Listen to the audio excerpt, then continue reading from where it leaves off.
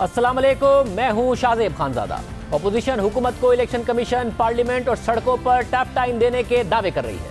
फरवरी और मार्च में लॉन्ग मार्च होगा, मिनी बजट असेंबली में रोकने के दावे हो रहे हैं और वजीर आजम खुद कह रहे हैं कि कारकर्दगी दिखाने के लिए अगले 3 माह उनकी हुकूमत के लिए बहुत अहम हैं। वजीर आजम खुद मान रहे हैं कि महंगाई एक बहुत बड़ा मसला है और उसे अगले कुछ माह में नीचे लाना है और लाएंगे। वजीर आजम खुद मान रहे हैं कि तिजारती खसारा है और उसे नीचे लाने के इकदाम किए जा रहे हैं। स्टेट बैंक ने शरह सूद बढ़ा दी है, हुकूमत ने दरामदात पर ड्यूटीज बढ़ा दी हैं। स्टेट बैंक ने एक्सपोर्टर्स से उनकी बरामदात के डॉलर्स पाकिस्तान लाने की लिमिट 180 दिन से कम करके 120 दिन कर दी है। मगर फिलहाल नहीं लग रहा कि हुकूमत को महंगाई, तिजारती खसारे, रुपए की कदर और मुआशी मुहाज पर 3 माह में कोई बड़ी कामयाबी मिलने वाली है। दिसंबर के महीने में महंगाई 22 महीने की बुलंद तरीन सतह यानी 12.3% पर रही। जनवरी में 13% से तजावुज करने का खदशा है। सिर्फ 6 महीने में तिजारती खसारा 25 अरब डॉलर्स की तारीख की बुलंद तरीन सतह पर पहुंच चुका है और पूरे साल में 50 अरब डॉलर्स के तिजारती खसारे का खदशा है। रुपया मुसलसल दबाव में है और सिर्फ दिसंबर के आखिरी 2 हफ्तों में मुल्क के ज़र मुबादला के ज़खायर में 600 मिलियन डॉलर्स की कमी आ गई है। जैसा कि आप स्क्रीन पर देख सकते हैं कि खुद स्टेट बैंक के जारी करदा आदाद-ओ-शुमार के मुताबिक 17 दिसंबर को ज़खायर 24.63 अरब डॉलर्स थे, जो 31 दिसंबर को 600 मिलियन डॉलर्स कम होकर 24 अरब डॉलर्स रह गए हैं। वज़ीर ख़जाना शौकत तरीन ने बार बार कहा है कि रुपया दोनों सिमत में जाएगा और कहा कि रुपए की असल कदर 166 से 168 रुपए होनी चाहिए। गवर्नर स्टेट बैंक ने भी कहा कि रुपया दोनों सिमत में जाएगा, मगर रुपया आज भी 176 रुपए 23 पैसे पर मौजूद है और हुकूमत के लिए एक तरफ बढ़ता हुआ पाकिस्तान की तारीख का सबसे बड़ा तिजारती खसारा मसला बन रहा है, तो दूसरी तरफ मजीद बढ़ती हुई महंगाई हुकूमत के लिए मसाइल बढ़ा रही है और हुकूमत 3.25 साल से ज़ायद हुकूमत करने के बाद भी जिम्मेदारी गुज़िश्ता हुकूमतों पर डाल रही है। आज भी असेंबली में ये हुआ। इसमें कोई शक नहीं है कि तहरीक इंसाफ को 3.25 साल पहले मुश्किल हालात में हुकूमत मिली और उसकी सबसे बड़ी वजह 19 अरब डॉलर्स का करंट अकाउंट खसारा था। मगर अब एक बार फिर मुल्क उन्हीं खदशात के साथ आगे बढ़ रहा है और डबल डिजिट महंगाई का दबाव अलग है, तो इसकी सारी की सारी जिम्मेदारी गुज़िश्ता हुकूमतों पर है या खुद तहरीक इंसाफ की हुकूमत पर भी है। अगर सब गुज़िश्ता हुकूमतों का किया धरा है तो 3.25 साल में 6 सेक्रेटरी खजाना, 4 वज़राए खजाना, 7 चेयरमैन FBR और 5 बोर्ड ऑफ इन्वेस्टमेंट के सरबरा आ चुके हैं। अगर हुकूमत ने सब ठीक किया है और सब गलतियां माजी की हुकूमतों की हैं तो फिर आज असद उमर वज़ीर ख़जाना क्यों नहीं है, या फिर डॉक्टर हफीज़ शेख वज़ीर ख़जाना क्यों नहीं है, या हम्माद अज़हर वज़ीर ख़जाना क्यों नहीं है, और उमर अयूब वज़ीर तवानाई क्यों नहीं है, नदीम बाबर और ताबिश गौहर वज़ीर आज़म के मामले खुसूसी क्यों नहीं है, गुलाम सरवर वज़ीर पेट्रोलियम क्यों नहीं है, खुसरो बख्तियार वज़ीर खुराक क्यों नहीं है। हुकूमत की फैसला साजी 3.25 साल में बार बार मुआशी टीम बदलने, कभी सेक्रेटरी ख़जाना और कभी वज़ीर ख़जाना बदलने और उसके साथ ये पॉलिसी बदलने में रही है कि IMF प्रोग्राम में जाना है या नहीं जाना है, जाना है तो कौन सी शराइत माननी है, कौन सी नहीं माननी है। अगर मान ली है तो फिर वज़ीर ख़जाना बदल देना है और फिर नई वज़ीर ख़जाना ने उन शराइत पर अमल करना है या नहीं करना है। इस सब ने सरमायाकारों का एतमाद बुरी तरह मुतासिर किया और अब खुद IMF भरोसा करने को तैयार नहीं है और उसने प्रोग्राम की बहाली से पहले ही सख्त शराइत के साथ हुकूमत को मजबूर किया है कि वो इक़दाम करे और मिनी बजट पेश करे तो प्रोग्राम बहाल होगा। हुकूमत में आने के बाद भी तहरीक इंसाफ की हुकूमत पर तनकीद होती रही कि IMF के प्रोग्राम में जाने में देर की जा रही है, मगर उस वक्त के वज़ीर ख़जाना दिफा करते रहे। मुआहदा सिर्फ उन शराइत के ऊपर होना चाहिए जो पाकिस्तान की मईशत और पाकिस्तान की बेहतरी के लिए जरूरी है। इसलिए हम जल्दी नहीं कर रहे क्योंकि हमने मुतबादिल इंतजामात कराए गए और ये जब ऐसा हमें मुआहदा सामने नजर आया जिस पे वाकई हम यकीन रखेंगे कि ये वाकई पाकिस्तान की मईशत के लिए, पाकिस्तान की अवाम की बेहतरी के लिए है, तो हम वो मुआहदा कर लेंगे। नहीं करेंगे वो फैसले जो पाकिस्तान की अवाम की हक में ना हो। डट के मुकाबला करेंगे, अपना केस लड़ेंगे और वो केस लड़के जीत के दिखाएंगे। IMF के पास जाएंगे तो उन शराइत के ऊपर जाएंगे जो पाकिस्तान की अवाम की बेहतरी में हो। अगर वो शराइत नहीं मिलेंगे तो ये भी आपको बता दूं और ये बाकी सारे अंग्रेजी बोलने वालों को, ये खुददार कौम है, इंशाअल्लाह ताला वो फैसले करेंगे जो हमारे ख्याल में अवाम की बेहतरी के लिए हैं। मगर फिर बाद में खुद वज़ीर आज़म ने माना कि IMF के प्रोग्राम में देर से जाना गलती थी। ये ठीक है तनकीद, हमें IMF के पास जल्दी जाना चाहिए था, ये बिल्कुल ठीक है, लेकिन हम कोशिश तब ये कर रहे थे कि हमें ना जाना पड़े। लेकिन जो सिचुएशन था, पहले तो ये उम्मीद थी कि हमारे दोस्तों से इतना पैसा मिल जाए कि हमें जाना ही ना पड़े, लेकिन वो हमने थोड़ी देर के बाद रियलाइज़ किया कि यही बड़ी बात है कि उन्होंने हमें जितना पैसा दिया उससे डिफ़ॉल्ट से बचा लिया। लेकिन जो हम एक्सपेक्ट कर रहे थे वैसे वो देता भी कोई नहीं, हमें तजर्बा भी नहीं था। मैं मानता हूँ ये वो ठीक है बात कि हमें ज़्यादा जल्दी जाना चाहिए था। मैं अगर पीछे देखता हूँ तो वो जो दौर था जब कि IMF में जाना है नहीं जाना, उससे हमें बड़ा नुकसान हुआ और वो हमारा शुरू का दौर था। और खुद स्टेट बैंक ने अपनी 2018-19 की मुआशी कारकर्दगी की रिपोर्ट में बताया कि कि करंट अकाउंट खसारे और कर्जों की अदायगी के लिए हुकूमत को चीन, सऊदी अरब, मुत्तहिदा अरब अमारात और कतर से पैसे लेने के लिए इन्हिसार करना पड़ा। IMF के प्रोग्राम में जाने के फैसले पर गैर यकीनी की सूरत हाल की वजह से बहुत से इंटरनेशनल फाइनेंसिंग इंस्टीट्यूशंस ने पाकिस्तान को अपनी फाइनेंसिंग रोके रखी, जिसकी वजह से ज़र मुबादला के ज़खायर जो माली साल 2018 में 6.4 अरब डॉलर से गिरे, उनमें 2019 में 2.5 अरब डॉलर की कमी आई। मगर बिलाखिर पाकिस्तान ने माली साल 2019 के आखिर में IMF से 6 अरब डॉलर का मुआहदा कर लिया, जिससे पाकिस्तान की बैनुल-अक़वामी इदारों की फंडिंग और कैपिटल फ्लोज में बहाली हो सकती है। देर भी की और उससे पहले करेंसी गिराई, शरह सूद बढ़ाई, फिर IMF की शराइत भी मानी और खुद शौकत तरीन ने बताया कि इस सबसे मईशत का भट्टा बैठ गया। क्या हमने IMF की बहुत सख्त शराइत मान ली है? क्या हम इससे बेहतर निगोशिएट कर सकते थे? मेरे ख्याल में शुरू के बीच में हमने गलती कर ली। 7% आपका जो कोर इन्फ्लेशन है और 13.25% पे आप इंटरेस्ट रेट लेके चले गए, और फिर उसके बाद एक्सचेंज रेट है उस वक्त 112-115 पे फिर रहा था, और आप उठा के उस पर 165 पे लेके चले, तो आपने मईशत की तो बेड़ा गर्क ही करके रख दिया ना। और उसके बाद फिर आपने सारी चीज़ें बढ़ा दी, आपने बिजली के रेट्स बढ़ा दिए, गैस के रेट्स बढ़ा दिए, petrol, everything just went up. So उससे ये हुआ कि डिमांड तो उड़ गई है। जब डिमांड उड़ गई तो और मतलब मईशत बैठ गई तो उससे अनएम्प्लॉयमेंट हो गई। जाहिर है जब आपने अपने एक्सचेंज रेट को इतना ज़्यादा कर दिया तो उसके इन्फ्लेशन ज़्यादा हुई, food prices out of control होना शुरू हो गई। हम जो है एज अ गवर्नमेंट हमें ये भी चाहिए कि हम अपना भी घर ठीक करें। कोई सिमत नज़र नहीं आ रही कि इकॉनमी की साइड हो जा रही है। जो कैप्टन्स ऑफ द शिप है ना, जब तक वो मजबूत नहीं होंगे तो ये कश्ती आगे चलेगी नहीं। कोई भी नई हुकूमत पॉपुलर होती है, वो मुश्किल फैसले कर सकती है और शुरू के साल में ही मुश्किल फैसले किए जाते हैं, मगर उस वक्त हुकूमत का फोकस और ऐलानात ऑप्टिक्स दिखाने पर रहा। अवाम को अंडे, मुर्गी और कट्टे देने के ऐलानात हो रहे थे। वज़ीर आज़म हाउस की भैंसें बेचकर हेडलाइंस लगाई जा रही थी। वज़ीर आज़म हाउस को यूनिवर्सिटी बनाने के दावे हो रहे थे। गवर्नर हाउस की दीवारें गिराकर अवाम के लिए खोलने के वादे हो रहे थे। खातीन जो कि देहात में होती हैं, उनके लिए एक बड़ी बेहतरीन पैसे बनाने वाला तरीका ढूंढा है। देसी मुर्गियां, हमने देसी मुर्गियों की उनको अंडे देंगे, बच्चे देंगे। ये मैं आज आपको वो चीजें बता रहा हूं जिसमें अरबों डॉलर की जरूरत नहीं है। इसमें सिर्फ हमारे पास ये भी एक्सपेरिमेंट हो चुका है, ये भी पायलट हो चुका है।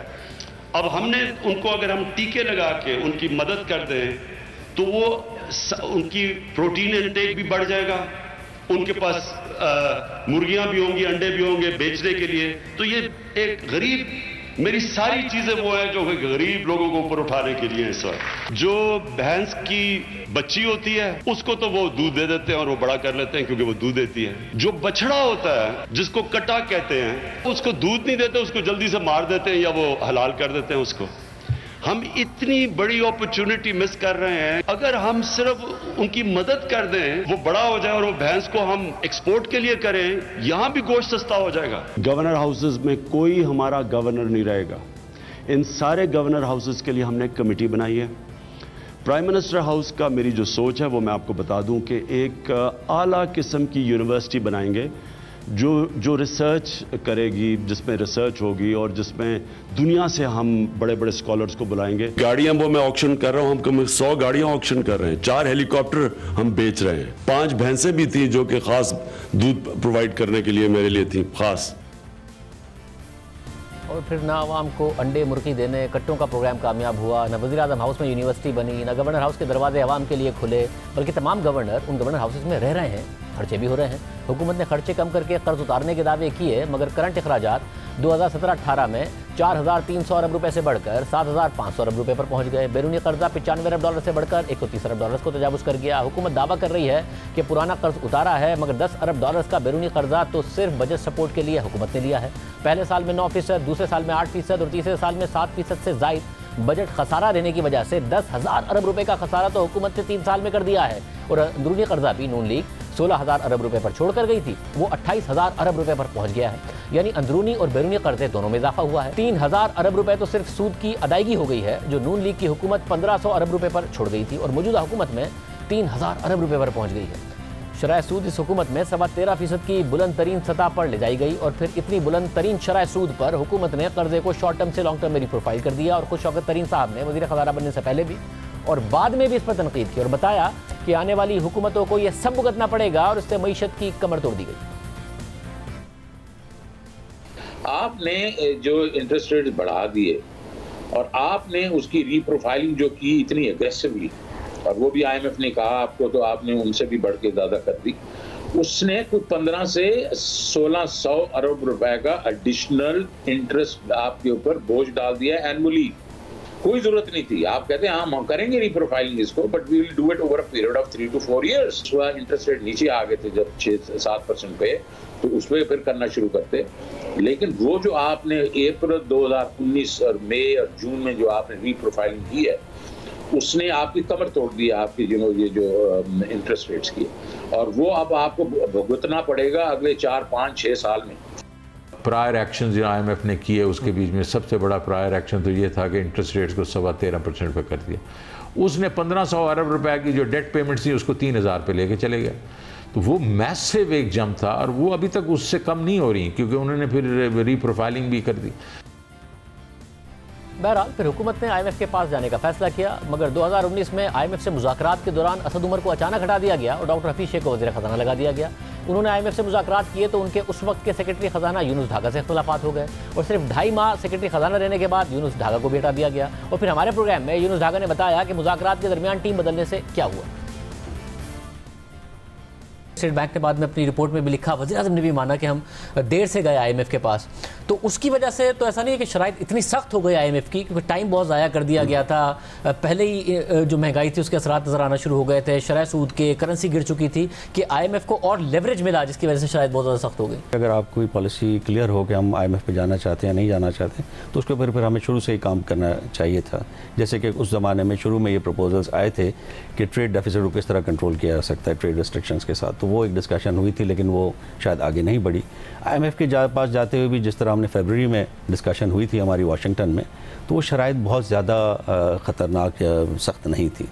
लेकिन फिर जब हमने इस्लामाबाद में इसको जब दोबारा हमने नेगोशिएट किया, और उस वक्त टीम चेंज हो चुकी थी हमारी स्टेट बैंक में भी और ख़जाना में भी, तो उसके बाद फिर वो IMF ने शराइत अपनी बहुत हद तक चेंज कर दी। जो वाशिंगटन में हम अप्रूव या एग्री करके आए थे उससे काफ़ी डिफरेंट हो गई थी। फिर IMF प्रोग्राम आगे चला, सेक्रेटरी ख़जाना बदलते रहे, कोरोना आया तो IMF प्रोग्राम सस्पेंड हुआ। फिर गुज़िश्ता साल डॉक्टर हफीज शेख ने प्रोग्राम की दोबारा बहाली के लिए IMF की शराइत मान ली और वज़ीर आज़म और काबीना ने उनकी मंजूरी भी दे दी, मगर वज़ीर आज़म ने अचानक डॉक्टर हफीज शेख को हटा दिया। 2 हफ्ते के लिए हमाद अज़हर को वज़ीर ख़जाना लगा दिया, मगर फिर उन्हें हटाकर शौकत तरीन को वज़ीर ख़जाना बना दिया। और फिर उन्होंने डॉक्टर हफीज शेख की तरफ से IMF के मुआहदे और शराइत को सख्त और गलत करार दे दिया। फिर IMF का प्रोग्राम लटक गया। फिर गैर यकीनी की सूरत हाल रही, करेंसी गिरती रही, महंगाई बढ़ती रही, मार्केट्स ऊपर नीचे होती रही, और फिर अब स्टाफ लेवल मुआहदा हुआ है और जनवरी में IMF की बोर्ड मीटिंग से पहले पाकिस्तान को बिजली की कीमतों में भी इजाफा करना पड़ा। मिनी बजट लाकर 350 अरब रुपए का टैक्स इस्तिस्ना भी खत्म करना पड़ रहा है। पेट्रोलियम डेवलपमेंट लेवी में भी इजाफा करना पड़ रहा है। रुपया भी गिर के तारीख की कमतरीन सतह पर आ गया है। महंगाई भी डबल डिजिट में 12.25% पर पहुंच गई है और शरह सूद भी बढ़ा दी गई है। और शौकत तरीन साहब बार बार बता रहे हैं कि मार्च में इसी हुकूमत के वज़ीर ख़जाना डॉक्टर हफीज शेख ने गलत और सख्त शराइत मान ली थी, जिसकी कीमत अदा करनी पड़ रही। तो जो हम लोगों ने $500 मिलियन ले लिए थे ना, मैं वो भुगत रहा हूँ फिलहाल। सफ़र वहाँ से शुरू हुआ जहाँ हम लोगों ने मार्च में छोड़ा था। हमने काफ़ी हद तक इस पे बहुत बहस हुई। बहस इसलिए हुई कि उन्होंने कहा ये तो भाईजान आपने पैसे ले लिए और हमने अपने बोर्ड से ये सारा अप्रूवल करवाया हुआ है। हम अपने बोर्ड के पास कैसे जाएंगे कि जनाब वो तो अभी इसको इम्प्लीमेंट करने को तैयार ही नहीं है। पॉलिसी जो डिसीजन आपने हमारे साथ एग्री किए थे, आपने उनको इम्प्लीमेंट करना। हम लोगों ने पिछले ये मार्च में पैसे ले चुके हैं इनसे, कई चीज़ें क्या कि ये हम करेंगे। सब कुछ हुकूमत 3.25 साल में करती रही है, मगर अब क्या चीज़ें बेहतर होंगी? आज असेंबली में हमाद अज़हर साहब ने तकरीर की थी, हमने उन्हें दावत दी, मगर उन्होंने जवाब नहीं दिया। हमारे साथ मौजूद हैं माहिर मईशत साबिक़ वज़ीर ख़जाना डॉक्टर हफीज़ पाशा साहब। पाशा साहब बहुत शुक्रिया हमें शो में ज्वाइन करने के लिए। पाशा साहब, आपने कहा था कि आपको खतरात नज़र आ रहे हैं, डबल डिजिट में महंगाई जाने के, वो चली गई मगर 12.25% पर पहुँच गई है। जनवरी में 13% के खदशात हैं। $50 अरब का कहीं तिजारती खसारा ना हो जाए साल में, इसके खदशात हैं। आपको लग रहा है हुकूमत ने जो इक़दाम किए हैं उससे महंगाई कंट्रोल हो जाए, करंट अकाउंट खसारा इतना ज़्यादा ना हो, वो भी कंट्रोल हो जाए? आपको नज़र आ रहा है? मुझे बहुत सख्त खदशात। देखिए, आज की कीमत जो है तेल की 84 अरब डॉलर की बैरल तक फिर से पहुंच गई। कुछ हफ्ते पहले ये 72 डॉलर तक गिर चुके थे, मगर अब फिर से बहुत ऊंचे लेवल पर चली गई है। और साथ साथ आप ये देखिए कि हमने ये कमिटमेंट किया हुआ IMF के साथ कि हर महीने 4 रुपए पेट्रोलियम लेवी बढ़ाएंगे और सेल्स टैक्स में भी इजाफा करते रहेंगे, तो तेल की कीमतों में तो खुदा न खास्ता इजाफा होता रहेगा। और हमारे यहाँ 2-3 चीजें हैं जिसकी वजह से अफरात ज़र में बहुत इजाफा हुआ। एक, बिजली की निर्खों में बेतहाशा इजाफा और इजाफा होने का खतरा मौजूद है जो कमिटमेंट की हुई है। दूसरा, तेल की कीमतों में बेतहाशा इजाफा। और तीसरे, खाने पीने की चीजों में खासतौर पर जो इम्पोर्टेड आइटम है, घी वगैरह।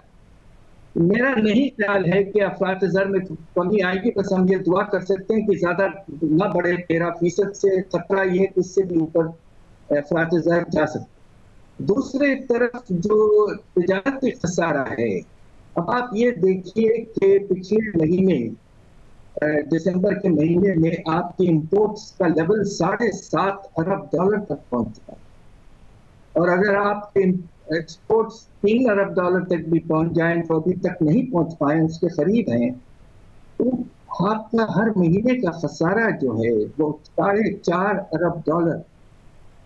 तो ये जो है ये तकरीबन 50, जिस तरह आपने जिक्र किया, अरब डॉलर से ज्यादा खसारा बढ़ सकता है। कीमतों में जो कमी होने की उम्मीदें थी, हालांकि ओमिक्रॉन बहुत फैला है मगर उसके बावजूद कीमतें नहीं गिरी हैं, तो तिजारत खसारा नुमाया तौर पर खत्म होने के इम्कानात मुझे अफसोस से कहना पड़ता है इस वक्त बहुत कम। वैसे फिर जब हुकूमत दावा करती है कि हम सस्टेनेबल बुनियादों पर तरक्की की तरफ मुल्क को ले जा रहे हैं, दोबारा IMF के प्रोग्राम में नहीं जाना पड़ेगा, तो ऐसी सूरत हाल में भी IMF का प्रोग्राम मुकम्मल हो और हम फिर IMF के दरवाजे पर खड़े हों, वो सूरत हाल तो नहीं होगी। बात यह है कि सितंबर के महीने में IMF का ये जो मौजूदा प्रोग्राम है वो खत्म हो रहा है, और हुकूमत को अब ये अभी से प्लानिंग करना है कि वो क्या करेंगे। एक लिहाज से तो इसलिए भी अहम है कि हुकूमत का आखिरी साल होगा, और आमतौर पे हुकूमतें कोशिश करती हैं कि रफ्तार बढ़ाएं इकोनॉमी में और रिलीफ वगैरह प्रोवाइड करें। इसकी गुंजाइश इस वक्त नजर नहीं आ रही, और अगर आपको फिर से IMF की तरफ जाना पड़े खुदा न खास्ता, तो फिर सख्त से सख्त इक़दाम लेने पड़ेंगे। तो पाकिस्तान इस वक्त बड़े मुश्किल पोजीशन में है। इस वक्त जो मौजूदा IMF प्रोग्राम उसको चलाने में ही दिक्कत हो रही है। आगे चलकर 9 महीने के बाद क्या फिर से IMF के पास वापस जाना पड़ेगा, इसलिए कि बाहर से जो फाइनेंसिंग की जरूरत है वो काफी बढ़ चुकी है, और उसको फाइनेंस करना हुकूमत को सोचना है कि आने वाले साल में क्या करेंगे। सब आदाद शुमार जो भी हो, हुकूमत दावा करती रहती है कि हमने तो पुराने कर्जे उतारे हैं, नया कर्ज नहीं चढ़ाया है। आप जो आदाद शुमार देखते हैं, आप क्या कहिएगा? नया कर्जा यकीनन चढ़ा है। अब आप देखिए कि पिछले 3.5 साल, पहले साल तो आपका तिजारती खसारा $12.5 अरब था, फिर अल्लाह के फजल से कम हुआ, पिछले साल बहुत कम था, अब ये $7 अरब ऑलरेडी हो चुका है। कर्जों की वापसी जो है वो 3 साल पहले $4 अरब थी, अब ये 13 से $14 अरब तक पहुंच गया है। इसमें नए कर्जों का भी असर जरूर मौजूद है, खास तौर पे जो आपने बॉन्ड्स फ्लोट किए हैं और कमर्शियल बैंकों से लोन लिए हैं। तो तकरीबन मैं समझता हूं कि 1/3 हिस्सा नया है और 2/3 हिस्सा पुराना है, और हुकूमत को कोशिश अब ये करनी है कि इसलिए कि ये जो कर्जों की वापसी की रफ्तार जो बढ़ रही है वो हद से ज्यादा परेशान कुन इस वक्त हो चुकी है। वैसे मगर ऐसी सूरत में ज़ाहिर शौकत तरीन साहब तो खुद कहते हैं कि मार्च में सही निगोशिएट नहीं किया डॉक्टर रफ़ी शेख साहब ने, शराइत सख्ती मगर हमने नरम करा ली हैं। आप समझते हैं कि अब जो मुआहिदा किया जिस पर बात हुई है वो ठीक है शराइत, या ये इससे भी नरम हो सकती थी? मेरा ख्याल ये है कि हुकूमत को यकीनन गुंजाइश इसलिए कम मिली कि जो लेटर ऑफ इंटेंट अप्रैल के आगाज में इशू किया गया था वो हुकूमत ने बहुत ज्यादा कमिटमेंट्स कर दिए। और हैरत की बात यह है कि कमिटमेंट्स उस वक्त ये थे जब आपका तिजारती जो है सरप्लस में था अकाउंट। ये हैरत अंगेज बात है कि क्यों उस वक्त की जो टीम थी वो क्यों और क्यों काबीना ने और प्राइम मिनिस्टर साहब ने अप्रूवल इतने सख्त इक़दाम को दिए, जबकि अप्रैल के महीने में पाकिस्तान तकरीबन सरप्लस में था करंट अकाउंट। और हमारे जो इस वक्त के फाइनेंस मिनिस्टर साहब हैं, आदमी के बाद बड़े दबंग अंदाज में उन्होंने कहा कि मैं नहीं करूंगा बहुत सी चीजें, मगर मजबूरन लगता यह है कि उन्हें करना पड़ा है और सख्त से सख्त रिफॉर्म्स की तरफ हम जा रहे हैं। और मुझे जो परेशानी है कि ये जो मिनी बजट आया है, इसके बारे में आपसे अगर मुनासिब समझे तो एक दो बातें कर लूँगी। वैसे मगर हुकूमत तो कह रही है इस मिनी बजट के हवाले से कि जो नेट इम्पैक्ट है वो इतना ज़्यादा नहीं होगा, क्योंकि बहुत कुछ रिफंड हो जाएगा, एडजस्ट हो जाएगा। तो आप समझते हैं नेट इम्पैक्ट इतना बड़ा नहीं होगा? देखिए, इम्पैक्ट को कम करने की यकीनन हुकूमत ने कोशिश की है, हमें इस बात को अप्रिशिएट करना चाहिए। जो लिस्ट पहले थी उसमें बड़े बड़े आइटम्स थे, फर्टिलाइजर था, आपका पेस्टिसाइड्स थे, ट्रैक्टर्स थे, आपके LNG, CNG और फिर आपका LPG और फिर नेचुरल गैस, हजारों, इसलिए हजारों नहीं बहुत से आइटम्स थे तो बहुत ही उनका बुरा असर होता है, खतरा था। हुकूमत ने उन सबको हटा दिया, मगर हटाने के बाद देखिए एक नया मसला पैदा होने का खतरा मौजूद है।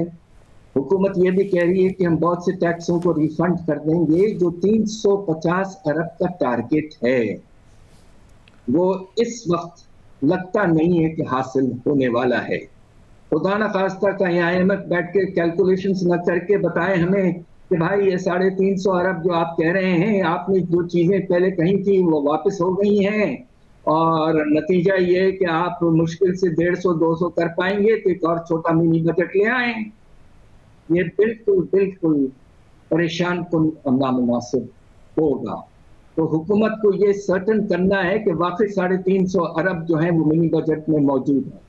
वैसे मगर क्या कम से कम ये कहा जा सकता है कि अगर करंट अकाउंट खसारा 15 अरब डॉलर के पास भी जाए, उसके बावजूद अगर IMF का प्रोग्राम बहाल हो गया तो पाकिस्तान 4% से तरक्की कर रहा होगा, एक्सटर्नल फाइनेंसिंग अरेंज हो गई होगी, तो अचानक कोई ऐसी सिचुएशन नहीं क्रिएट हो जाएगी बैलेंस ऑफ पेमेंट क्राइसिस की या फिर इकोनॉमिक अनसर्टेनिटी की? देखिए, हम इस वक्त हालात कुछ यकीनन परेशान कुन हैं और 4% भी अब लग रहा है बहुत मुश्किल है, इसलिए कि आप ये देखिए कि सनती पैदावार में 3.5% पे इजाफा है सिर्फ, और अक्टूबर के महीने में मनफी हो चुका था। दूसरी तरफ गैस की लोड शेडिंग से इंडस्ट्री बहुत बुरी तरह से मुतासर हुई है। तीसरी तरफ फर्टिलाइजर की कमी की वजह से रबी की फसलें जो है खराब होंगी, खासतौर पे आपकी गंदम की। मेरा अपना अंदाजा ये है कि 3 से 3.5% अगर पेरनमूर रही तो वो मैं समझता हूँ मुनासिब है इन हालात में।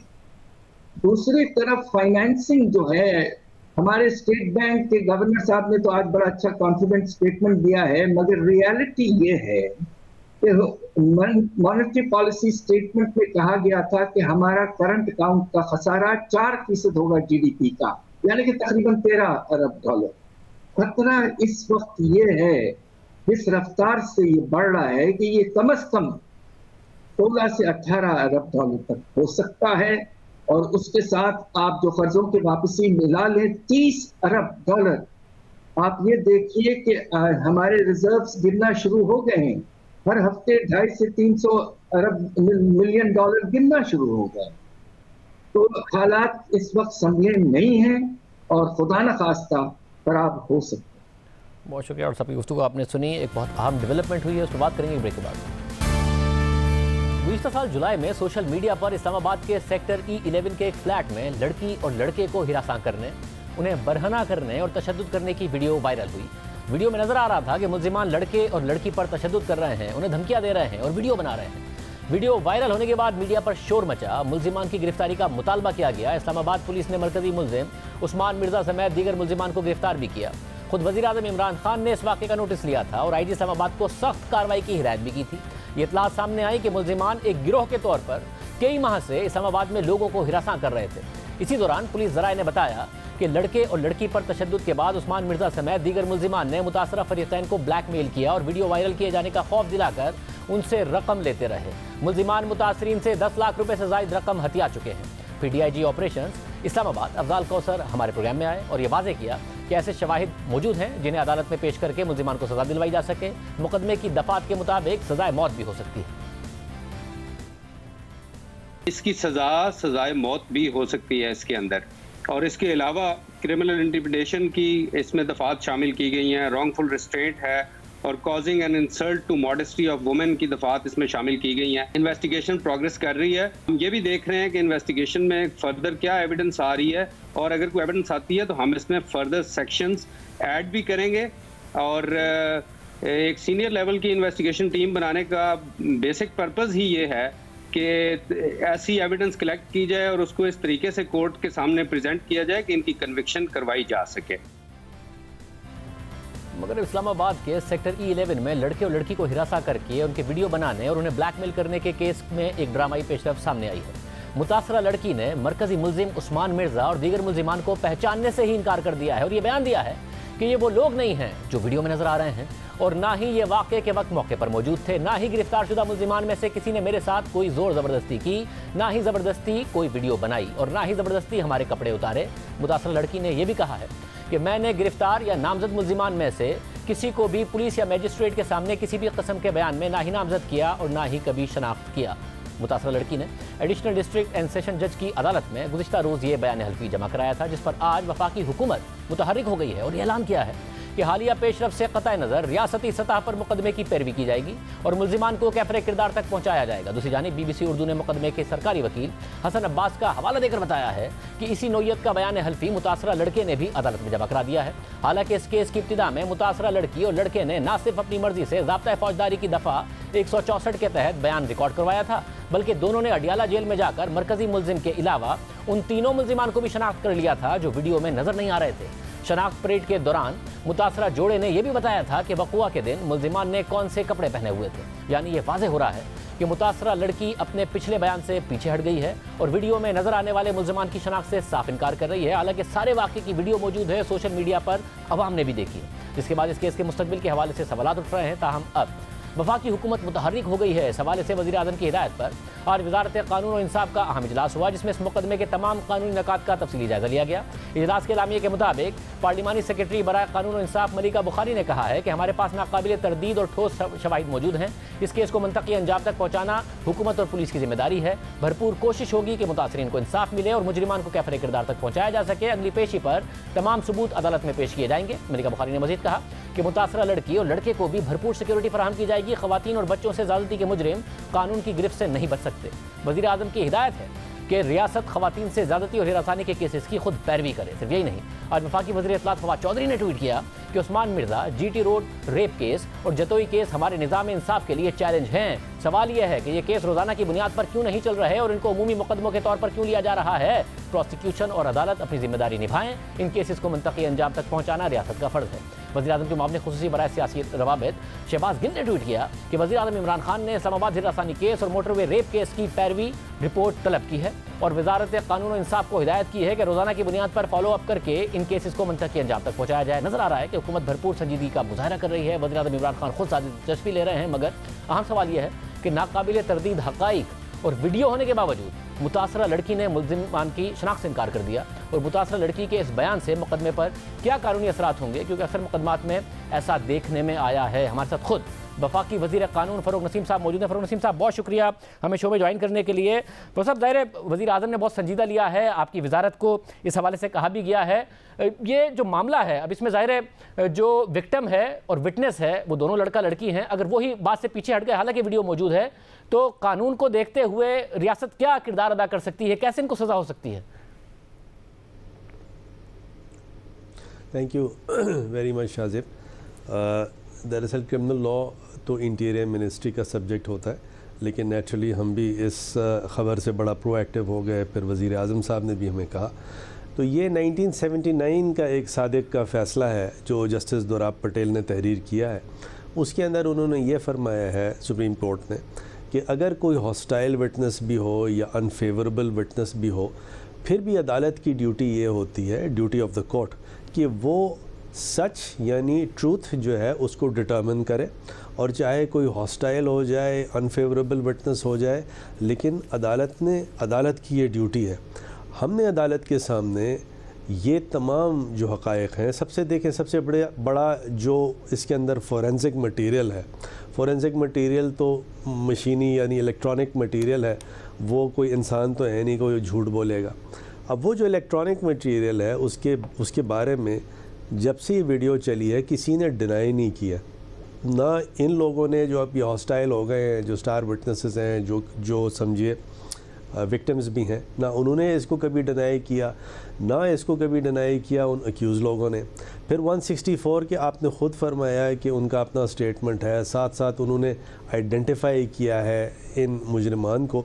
तो दो पॉसिबिलिटीज़ हैं, या तो इन खातून को ब्राइबरी दी गई है या ये डर गई हैं, कोई थ्रेट है। अच्छा, थ्रेट का गॉड नोज़, वो थ्रेट हो तो आके कंप्लेन करें, हुकूमत हर तरह तैयार है। लेकिन अगर खुदा न खास्ता ये ब्राइबरी का केस है तो ये माशरे पे एक बहुत बुरी अक्कासी है कि पैसे लेके अगर कोई पीछे हो रहा है, हमें नहीं पता कि क्या सच है, ना हम इस वक्त बताना चाहते हैं, लेकिन हुकूमत इसको आखिरी दम तक इस केस को लड़ेगी, क्योंकि देखिए इसका एक बड़ा एडवर्स अफेक्ट माशरे पे हुआ है। और अगर ये छूट जाएंगे ये साहब, या देखें अदालत ने ट्रूथ डिटर्मिन करनी है, हमने ट्रूथ डिटर्मिन नहीं करनी, अदालत पे हम किसी भी तरह इन्फ्लुएंस नहीं करेंगे, ना किया है कभी, ना करेंगे, ना प्रोसिक्यूशन को इन्फ्लुएंस करेंगे, ना इन्वेस्टिगेशन को इन्फ्लुएंस करेंगे। लेकिन स्टेट जो अपना जो रोल है वो ये है, ज़रूर प्ले कर रही है, करेगी। आज मीटिंग भी हमने इसीलिए बुलाई आईजी साहब की, और हमें ये लगता है कि इतना आसान नहीं होगा कि अगर ब्राइबरी दे के वो रिज़ाइल कर गई हैं तो उससे कोई फ़र्क नहीं पड़ेगा इंशाल्लाह। और मगर फ़रूख नसीब साहब, कानून को ज़ाहिर है आप बहुत अच्छी तरीके से समझते हैं, बतौर वज़ीर कानून इतनी ये उम्मीद है आपको कि ये इतना या ये कितना मुश्किल होगा फिर इस शख्स को मुजरिम साबित करना, अगर विक्टिम और गवाह जो दोनों हैं वो मुकर गए हैं मगर वीडियो मौजूद है, कानून क्या कहता है इस हवाले से? फिर देखिए, मैं तो अभी भी लॉ मिनिस्टर भी हूँ, और अगर कोई केस नहीं बनता होता तो गवर्नमेंट को मैं एडवाइज़ यही करता हूँ कि जी ये बनता नहीं है, एविडेंस नाकाफ़ी है, इस पे पीछे नहीं जाना चाहिए, इस केस को टाइम नहीं ख़राब करना चाहिए। लेकिन ये वाला जो केस है उस्मान मिर्ज़ा का, ये इतना ग्लैरिंग है, इतनी जो इसकी वीडियो चली है और उसका जो फोरेंसिक रिपोर्ट है with regard to the video, अब वो इतनी ग्लैरिंग है कि दुनिया जहाँ में जो कन्विक्शंस हैं क्रिमिनल लॉ में वो इलेक्ट्रॉनिकली ऑब्टेन्ड एविडेंसेस पे होते हैं। और पाकिस्तान में भी ये 1983-84 से कानून है, आर्टिकल 164 है, जिसमें इस तरह की बात की गई है कि इलेक्ट्रॉनिकली या जो मॉडर्न डिवाइसेस हैं उनसे अगर कोई एविडेंस आएगी तो अदालत उसको एडमिसिबल ट्रीट करेगी और उस पर कन्विक्शन या एक्विटल हो सकता है। तो ये वही केस है जिस पे इंशाअल्लाह उल अज़ीज़ मुझे पूरी उम्मीद है, और मतलब मुझे नहीं लगता कि ठीक है उसने अगर इनको थ्रेट दिया है या ब्राइब किया है, मैं इस पे नहीं जाता, लेकिन सिर्फ इस केस में विटनेस के रिज़ाइल होने से या कंप्लेनेंट के विक्टिम से रिज़ाइल होने से कोई फ़र्क नहीं पड़ेगा। और फ़रूख साहब, आमतौर पर अब ज़ाहिर ये केस तो बहुत लाइमलाइट में आया, इस सोशल मीडिया पर आया, नेशनल मीडिया पर आया, साथ में इलेक्ट्रॉनिक मीडिया पर, साथ में वज़ीर आज़म ने भी इसका नोटिस लिया, मगर ऐसे मुतादिद केसेस होते हैं, वाक़यात होते हैं, वीडियोस नहीं होती है, मगर कभी ब्राइब का मामला, कभी थ्रेट का मामला, कभी फैमिलीज़ की तरफ से बड़ा प्रेशर होता है विक्टिम के ऊपर कि जी कहाँ इस मसले में और कोर्ट कचहरी के चक्कर में पड़ना है, तो ये मामला फिर नहीं आगे बढ़ पाते हैं। तो इसका क्या सद्देबाब हो कि इस किस्म के वाक़यात में ये ना थ्रेट, ना ब्राइब, ना ही फैमिली प्रेशर जो है वो इंसाफ को रोक सकें? मुझे 2 मिनट दीजिएगा, बहुत इंपॉर्टेंट आपने ये पॉइंट रेज़ किया है। देखिए, हम ये बहुत ज़बरदस्त क्रिमिनल रिफॉर्म्स लेके आ रहे हैं, मेरे ख्याल में हफ्ते 10 दिन में ये पार्लियामेंट में होंगे, बड़ी इसमें अरक्रेज़ी की गई है। ये तो 1898 वगैरह का 95 का कानून था अंग्रेज़ का, और वो क्रिमिनल जस्टिस सिस्टम था, वो बिल्कुल आर्केक था।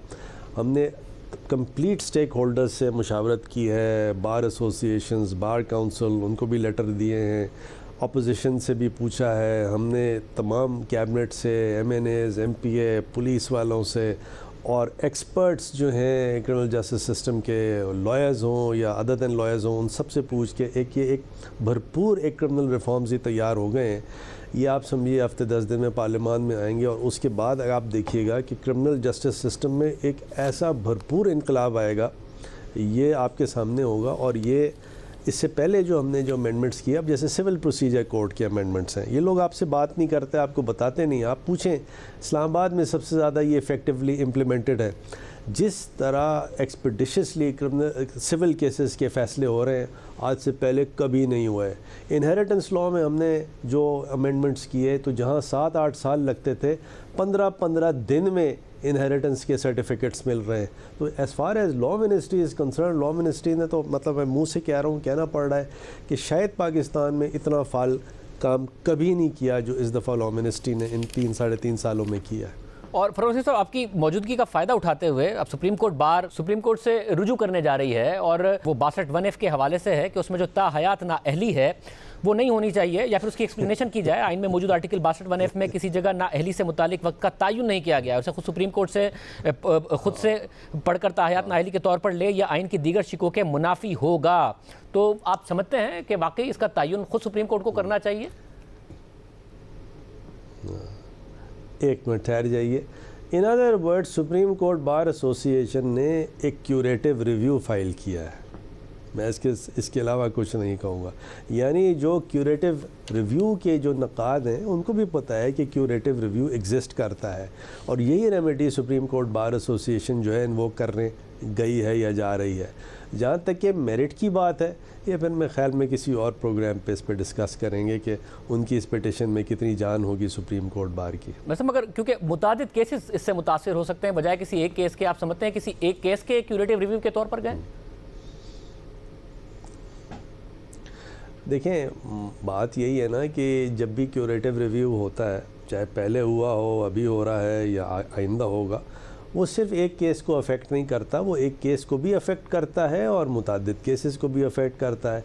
अब जैसे फॉर एग्ज़ाम्पल ये केस अगर अलाउ हो जाए तो इसके भी तो बेनिफिशरी 2-4 लोग हैं ना, इसके भी तो बेनिफिशरी मतलब पूरा 22 करोड़ लोग तो डिस्क्वालीफाई नहीं हुए हैं। जो 1-2 लोग डिस्क्वालीफाई हुए हैं तो वही इसके बेनिफिशरी होंगे ना, और तो कोई नहीं है। तो लिहाजा थोड़ा सा शाज़ेब, बड़ा द नाइट इज़ यंग, अभी इस पे बहुत डिस्कशन होगा इंशाल्लाह। मगर मुझे अगर कानूनी आपकी राय क्या होगी, क्योंकि एक वो ये कह रहे हैं कि आर्टिकल 184 के तहत किसी को ताहयात नाअहल होता है तो उसमें 2 मसले जन्म लेते हैं। एक तो सज़ा याफ्ता शख्स से तौबा और अपनी गलती दुरुस्त करने का मौका चला जाता है, वहीं उसके पास राइट ऑफ अपील भी नहीं रहता, जरा कोई नहीं होती जिस बुनियाद पर भी उसको ताहयात नाअहल किया जा रहा है।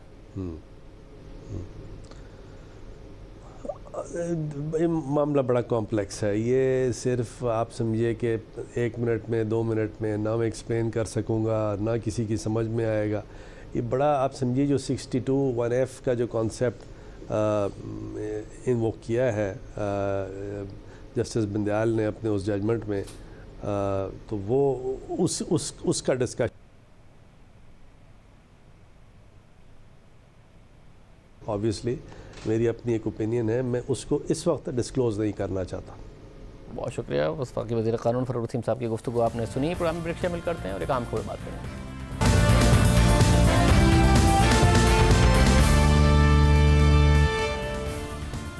नैब ने मालम जब्बा केस बंद कर दिया, मगर केस बंद करने की जिम्मेदारी पेशावर हाई कोर्ट पर डाल दी। मगर पेशावर हाई कोर्ट मुसलसल ये सवाल उठा रही है कि अदालत ने तो नैब को तहकीकात से मना नहीं किया, तो फिर नैब ने तहकीकात कैसे बंद कर दी? अब एक बार फिर ऐसा ही हुआ है। पेशावर हाई कोर्ट में केस की समाअत के दौरान जस्टिस रूहुल अमीन ने सवाल किया कि किस तरह नैब हुक्काम ने अदालती हुक्म को बुनियाद बनाकर मालम जब्बा केस में इंक्वायरी बंद करके रेफरेंस खत्म कर दिया। अदालत ने ऐसा कौन सा हुक्म जारी किया था? हमने तो इस हवाले से सिर्फ इतना कहा था कि दोनों महकमे सिर्फ आपस में मामला तय कर लें, ना कि इंक्वायरी बंद करने का कहा। हमने तो नैब को इंक्वायरी जारी रखने की हिदायत की थी, लेकिन नैब ने अदालती अहकामात को बुनियाद बनाकर मुकम्मल रेफरेंस ही खत्म कर दिया। अदालत ने नैब के सीनियर प्रोसिक्यूटर से पूछा कि अदालत ने कहां पर यह लिखा है कि आप लोग इस केस को बंद कर दें? हमने तो यही कहा था कि फॉरेस्ट और सियाहत के महकमों के दरमियान पहले यह तय कर लें कि यह किसका हिस्सा है, जबकि नैब को हिदायत की गई थी कि वो अपनी इंक्वायरी जारी रखे। मगर आप लोगों ने तो पूरी इंक्वायरी ही खत्म कर दी। लिहाजा जो इंक्वायरी आप लोगों ने की थी और रेफरेंस दायर किया था, इस हवाले से रिपोर्ट 20 जनवरी तक अदालत में पेश करें। अब ये पहली दफा नहीं है, इससे पहले भी गुज़िश्ता साल सितंबर में पेशावर हाई कोर्ट ने अदालती कार्रवाई के दौरान रिमार्क्स दिए थे कि पिछली किसी समाअत में अदालत ने नैब को मालम जब्बा केस की तहकीकात जारी रखने की हिदायत दी थी, मगर नैब ने उन हिदायत को केस की तहकीकात मजीद जारी ना रखने के तौर पर ले लिया। यकम अक्टूबर 2020 को पेशावर हाई कोर्ट ने नैब को मालम जब्बा केस में इंक्वायरी जारी रखने का कहा, मगर नैब ने तहकीकात ही बंद कर दी। सुनिए, गुज़िश्ता माह जब चेयरमैन नैब पार्लियामेंट में आए तो उन्होंने मालम जब्बा केस के हवाले से सहाफ़ियों को क्या मशवरा दिया। सर नेब पे ये कमेटी की बात है। सर नेब पे ये इल्ज़ाम है कि हुकूमत को हमेशा फेवर करती है। परवेज़ खट्टक साहब के खिलाफ भी इंक्वायरी रोकी गई। अच्छा, काश आपको पता होता है केस क्या है, तभी आपने पेशावर हाई कोर्ट का फैसला पढ़ा। उस फैसले को पढ़े बगैर आप कोई सवाल ही नहीं करना चाहिए। उस फैसले को पढ़ लें, उसमें हर चीज़ जो है सर हुकूमत का कोई भी बंदा। और 2 साल पहले चेयरमैन नैब ने ही कहा था कि बालम जब्बा केस में रेफरेंस तैयार है। कल एक टीवी पे एक साहबा तशरीफ लाई थी जो बहुत बड़ी पॉलिटिशियन भी हैं, उन्होंने ये 2 बातें की कि नैब कर क्या रहा है, नैब तो BRT में एक्शन नहीं ले रहा, नैब कर क्या रहा है, वो बालम जब्बा में एक्शन नहीं ले रहा। उनका शायद ये इल्म नहीं है कि दोनों एक्शन तैयार है। ऐसी बात नहीं है कि एक्शन तैयार नहीं है, रेफरेंसेस तैयार हैं, लेकिन जब अदालतों से स्टे विकेट होंगे तो फिर बारी आएगी ना रेफरेंसेस फाइल करने की। और आप यकीन करें कि ये बारी ज़रूर आएगी, देर आयद दुरुस्त आयद।